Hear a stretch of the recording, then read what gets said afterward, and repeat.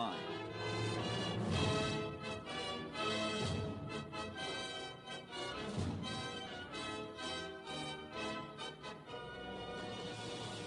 The Lowell Institute Cooperative Broadcasting Council presents Robert Penn Warren, the writer as creator.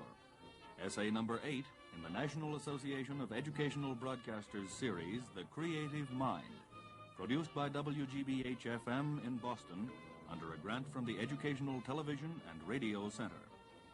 These conversations explore the creative process as it pertains to the American artist and scientist in the 20th century. And here is our host and commentator for The Creative Mind, Lyman Bryson. Robert Penn Warren is a poet and a novelist and a playwright and, as you will soon discover, a talker. He has very vigorous opinions about some of the most debated questions in the whole field of aesthetics and the whole consideration of the creative mind. His own creative mind is at work not only on objects of art, the things that he does, his plays and his poems and his novels, but also upon the problems of the artist and the thinker. And he has doubts about whether or not any theory helps an artist very much. He doesn't think that you can decide how you build a novel, for instance, as an architect decides how to build a building, and then you go out and get the material and fit it into your theory. That just doesn't work. The artist is himself. He has his own experience. He has to make things out of that experience, and he has to do it in his own way, but not in an explicit theory. What he's trying to do is to find truth in his imagination and communicate it, just as a man of action finds truth in action. What an artist is trying to do is to give you the imagined lives of men and women and children, and in real lives, human beings find themselves always in moral problems, in moral situations. The artist is searching for the essential meaning of these imagined lives. He's searching for the truth that's valid for him and that will be valid for those people who choose to be his audience. I suppose when we consider all of these pieces of advice that we get out of successful writers like Mr. Robert Penn Warren, we have to take them with a word of caution because they have worked for them. They wouldn't necessarily work for anybody else. They are examples rather than models, suggestions rather than rules. They're not programs of easy action for the novice. They're somewhat paradoxical, but they're the wisdom of a gifted writer who's trying to understand the difficulties, the ardors, the inspiration of his own spirit. Here is Robert Penn Warren. I don't think a writer can be taught to write. I think he can be taught to read, in a way. And insofar as all education undertakes to teach people to think, he can be taught to think. But nothing is going to make a writer of him except his will to be one, plus his native sensibilities, whatever they happen to be. But he can learn, and I suppose all writers do learn, they're bound to learn, by cultivating their awareness of what are the limits of writing. Insofar as criticism can be a topic of discussion, they can learn, a writer can be taught something that can lie behind his actual process of writing.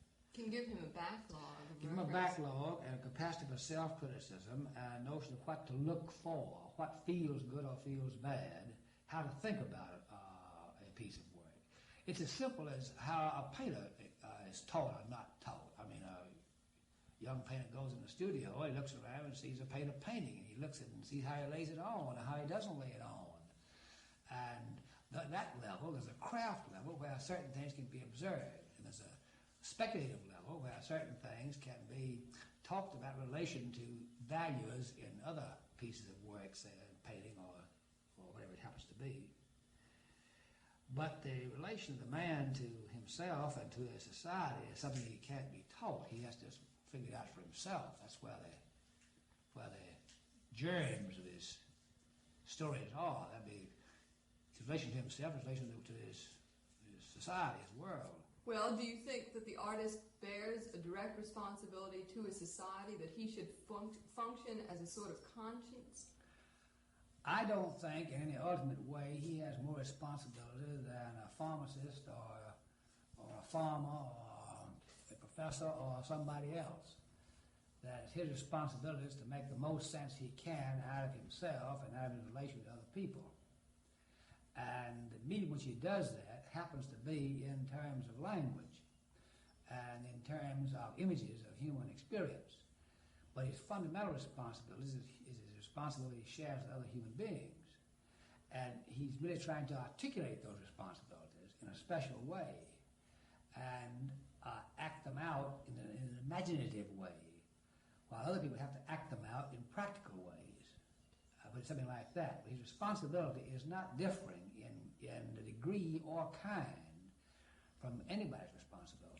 You don't think it differs in degree in the sense that his work reaches so many more people? That is, the pharmacist may be a moral man.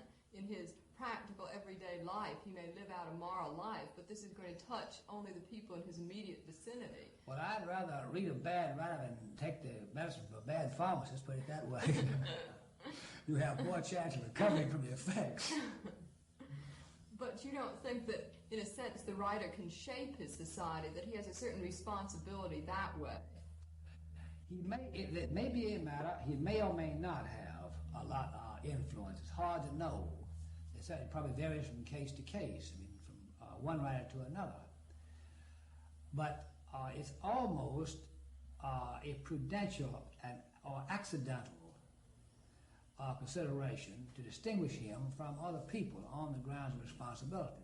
I think it's sort of prissy for writers to go around and talk about their responsibility as writers. That their responsibility, I think, is basically just what anybody's responsibility is. Except one thing, their responsibility to be writers. To be true to their craft. That's right, to be true to what they're doing as writers, to try to tell the truth.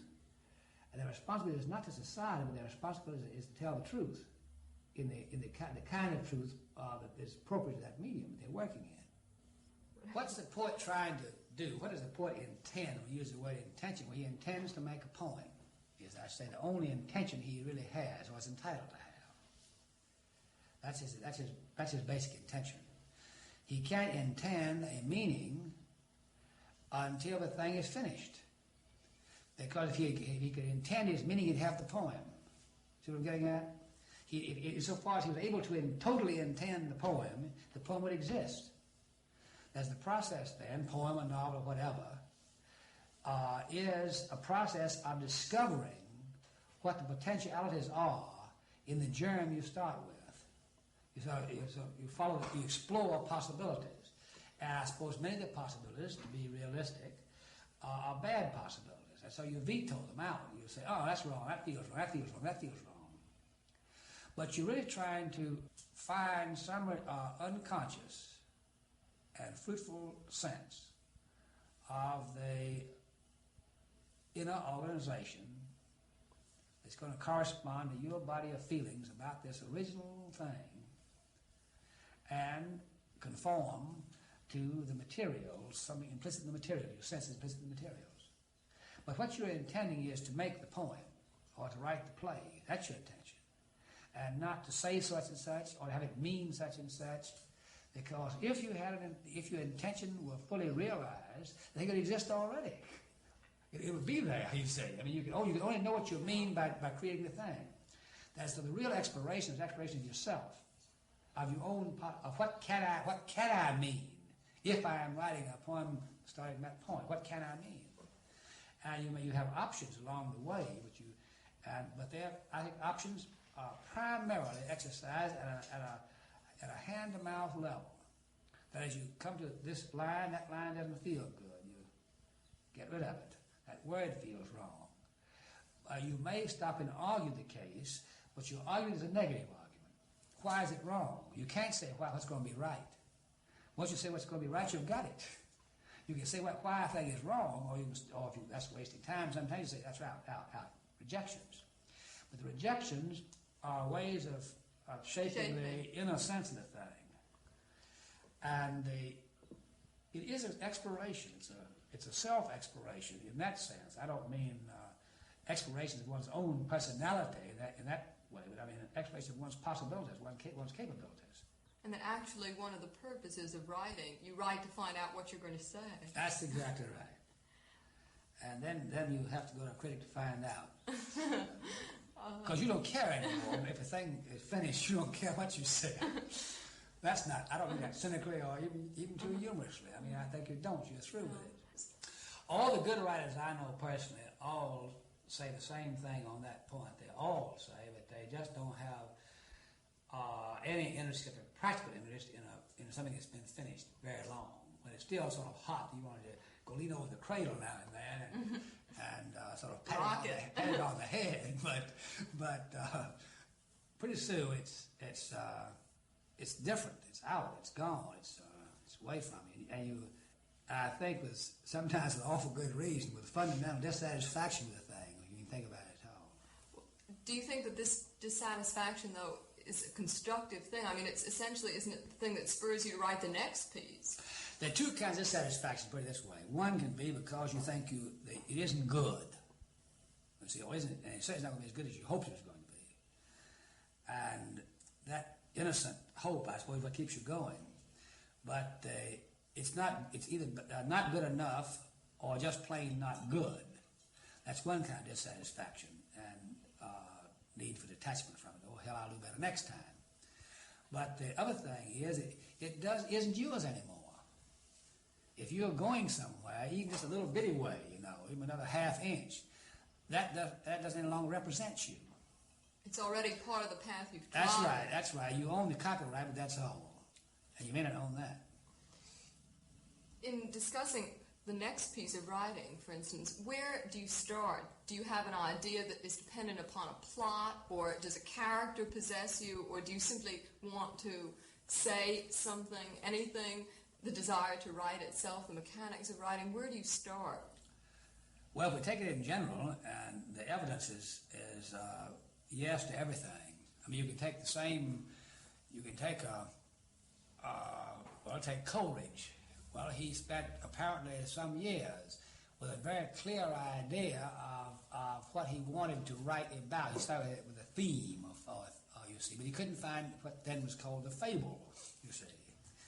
I'm talking about ancient Mariner now. And he tried one or two things on the same theme, and they didn't pan out. Like his prose poem about Cain. And then he struck the ancient Mariner, the subject, the notion of that poem, which embodied the theme. But here you have a fairly clear case of an idea prior to the actual embodiment. There are plenty of cases of that where man does have a pretty clearly conceived idea in his head. Or you can look around you and see plenty of cases of that. I mean, there are ad hoc novels and ad hoc poems all the time, things written almost to order or prompted by some special occasion or to express a social or a political attitude. There's plenty of work like that. It may be good or it may be bad. It has to find a connection with some deeper thing. The theme does. It can't be chosen at the intellectual and propagandistic level. But sometimes, I mean, I've heard poets say, well, it's the phrase got in my head and I kept that 5 years. Just a phrase kept going over. You wake up in the morning, you hear that phrase. And now and then, not every morning, I had locked him up. But this phrase and the poem developed from the phrase. Or we know how Hart Crane composed some of his poems. We know that process where he's seeking. This is the last thing from a thematic approach, you see. At the other end, he's trying to find a germ of verbal connections to associations to build from. But there are plenty of cases, say, where the character's first. Where you start with where a character makes a book or a poem. And it's conceived objectively before it gets onto the page. It exists outside of the literary question. The man's imagined the character before he starts writing about it. He has a pretty good notion of it. Would you say that writing is a compulsive thing? Do you have a compulsion to write, or do you only write because you have trained yourself, have disciplined yourself? Well, I suppose you have to go back and say, why did you start disciplining yourself? There's a lot of discipline in it. I firmly believe that, of two kinds. One is discipline of trying not to think about writing. That's one kind of discipline. Just try to think about other things that in other perspectives. I'm not trying to be paradoxical. I mean that you're reading about non-literary things or thinking of things in a non-literary way. I mean, whether it happens to be history or human relations or President Eisenhower or something. That was an awful tendency to stay too close to writing. That's one discipline. The other discipline is thinking about the writing very closely. I mean, the reasons, what makes you read a book, to say to yourself, why is that book so good or so bad? Try to formulate the reasons to yourself as a habit. Or the other thing is, another kind of discipline, is just going to the typewriter or going out and taking the pencil and the paper and going and sitting under the tree. Just putting the willingness to waste time. Know that you have to waste a lot of time and take the responsibility of wasting the time. And know that most days are going to be bad days. But this discipline stems from the overall desire to write first, which has to be there. That's right. The feeling that you couldn't not write. That's right. I mean, I can't, it's the problem is to stay away from writing, not to get at it. It's to stay away from it enough. That there is some compulsive element in it, and I think there has to be. It's scratching while you itch. I mean, if you don't itch, there's no point in scratching it. It becomes then unless it's become a social gesture of some kind, or an economic necessity, and that would be bad. Do you do much of your revision after a considerable period of time, after having it get cold? I try to stay with a page till I'm more or less either satisfied with the page or satisfied that I can't improve it, which are two different things. But anyway, I'm through with it for the present. I don't leave it until I think that's as good a job as I can do now. But the idea of is repugnant to me. I think it would be fatal for me. I don't know how. It clearly isn't fatal for some other people who do quite differently. But writing a first draft with the idea of revising the first draft, I couldn't possibly work that way. I have to try to play for keeps on every page. And of course, I'm not playing for keeps in the end. It's most of it has gone wrong. So you have to come back and back. But the effort has to be. That's right. The effort has to be to realize it as fully as possible at that time, in that sentence, in that paragraph, in that page, in that chapter, and stay with it until I'm convinced that's the best I now can do. Which if you stay with it forever, because you'd be never finish your book. But you have to at some point say a break, because that's the best I can possibly do now. I've got to get on. Otherwise, I can't ever even improve this. But for me, I have to sort of stay with it, unit by unit, until the revision time comes. I've gotten to a point where I can go back. That then is at the end of a big unit, and probably the end of a whole book. Then sort of a long redoing. And going back to do that process, long run through and then back again. Of course, poems are different. Poems you fiddle around with poems day after day, but never very long at a time. I mean, 30 minutes. Look at a poem, 30 minutes that you're working on. Book of poem I just finished. I wrote the last poem when? Last September, I guess. Well, very few days between last September and 2 weeks ago passed, I didn't work on one of the poems in that book. Well, we can't use an example from a long play, but perhaps we can use an example from a poem that you've written, which would let us in on the inside process of revision. Do you have something like that? This is I have one here, which is, I'm trying to remember how it fits in. Now, yes, it's now one poem in a short group of poems called Man in Moonlight. And this is called Walk by Moonlight in a Small Town. It may be too long for this purpose. It's probably 8 or 10 stanzas long, quatrains, 5-line stanzas long. But it does have an advantage for this purpose of some cutting down, throwing out a couple of stanzas, and rewriting another stanza to fill in a very different style. I believe I might, let's try it anyway, we can see if this illustrates what I have in mind. I'll read you the unrevised version, and I shan't give you the revisions that are detailed and niggling, however basic they may be. I hope that they were. But I'll segregate the two stanzas and then deal with those independently. But the whole poem goes like this. As I say, it's a poem in the 5-line stanzas. Through the western window full fell moonlight. It must have waked me where I lay. Room objects swam in that spook pale day. I rose, dressed, walked the summer night, as long years back I had moved in that compulsive light. Lawns green by day now shimmered like frost. Shadow, beast black, in the porches lurked. On house fronts, window panes, moon smirked. Past supper, paper red, lawn hosed. How white in the depth of dark rooms now, faces reposed. Down Main Street, window dummies blessed, with lifted hand and empty stare, that glimmering emptiness of air, as the lunatically to attest what hope the daylight heart might reasonably have possessed. 3 boxcars slept as quiet as cows. They were so tired, they had been so far. SP and Katie, LNRR.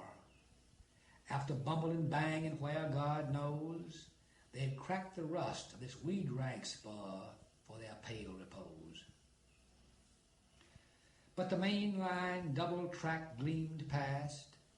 Those parallels moonstruck defied the laws of space which they applied, and leaving geometry aghast, plunged on past time to intersect in joy at last.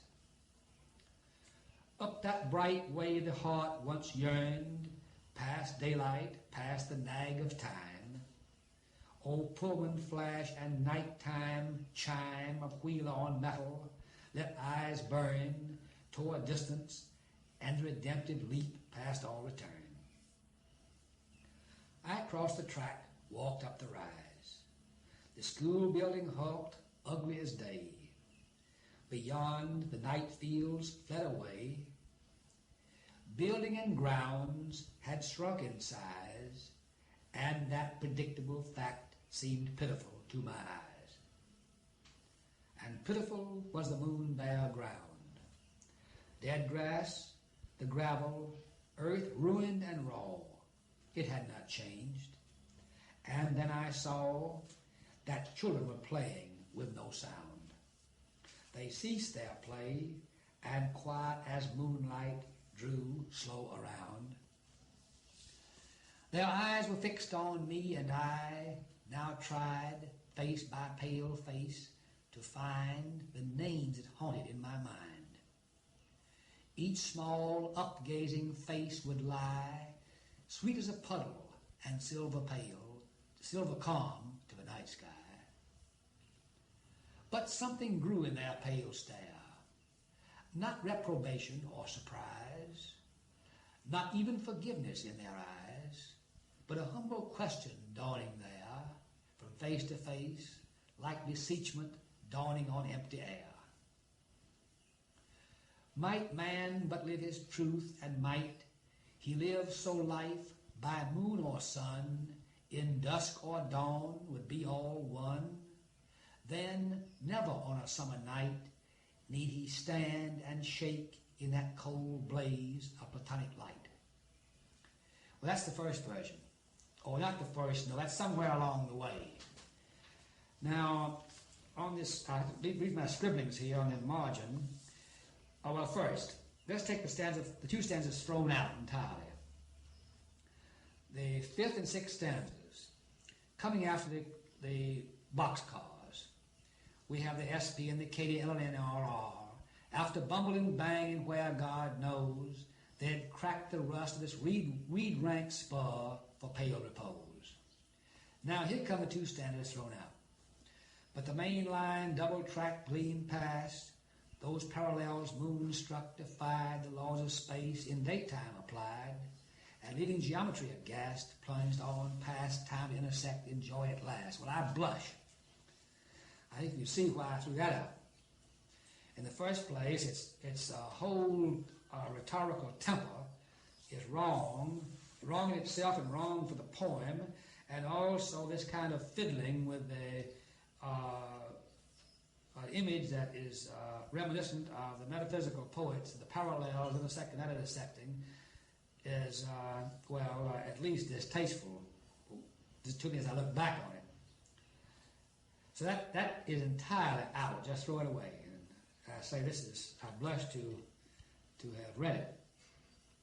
The next stanza, up that bright way, same trouble, then past daylight, past the nag of time. That line might be used in another context, but it's no good here. That old Pullman flash and nighttime chime of wheel on metal. Well, I'm not going to torture myself by going on with that stanza. That's out. But then there I was left with this hole in the poem. And when I wrote those stanzas, I had a very, very uncomfortable feeling that I was being detected in crime. When I wrote them, I was very uncomfortable about them, and I felt I was writing in somebody else's sleep. Well, I knocked them out, and I thought the poem might have to go with them because the poem couldn't live without something there. I had to find then something to bridge the gap.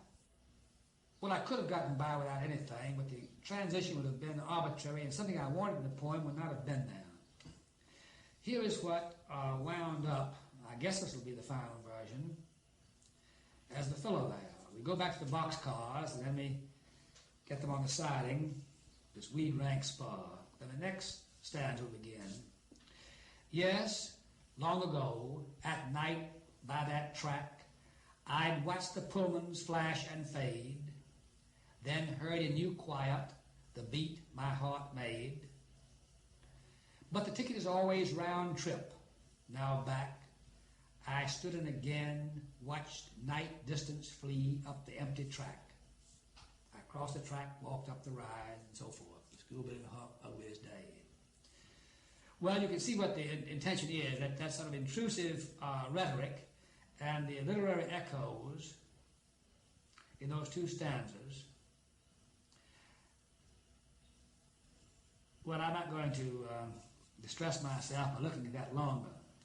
A friend of mine, whose judgment I admire greatly, who is one of our more eminent critics and poets, has been pleading with me to throw away the last stanza too.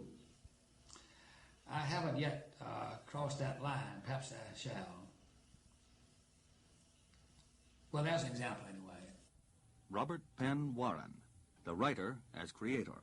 Conversation number 8 in a series exploring the creative process as it pertains to the American artist and scientist in the 20th century. Host for The Creative Mind, Lyman Bryson. Producer for the series, Jack D. Summerfield, with William Cavness and Nadja Eisenberg as production associates. Next week, John C. Sheehan, the research scientist as creator. The Creative Mind is produced and recorded by WGBH-FM in Boston for the National Association of Educational Broadcasters under a grant from the Educational Television and Radio Center. This program was distributed by the National Educational Radio Network.